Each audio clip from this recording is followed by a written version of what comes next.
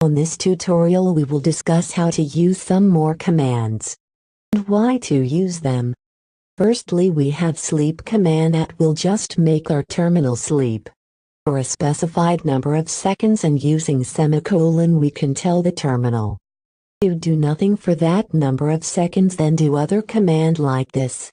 The second command is seek. In a simple term, all what seek is doing is printing a sequence of numbers like the following example. This is useful in several ways, like for loops, which we will cover later on other tutorials. The expr command can do a mathematical calculation to give us the ability to build tools like a calculator in Bash.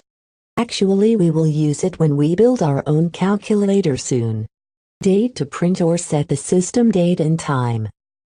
Cal to display a calendar and the date of Easter.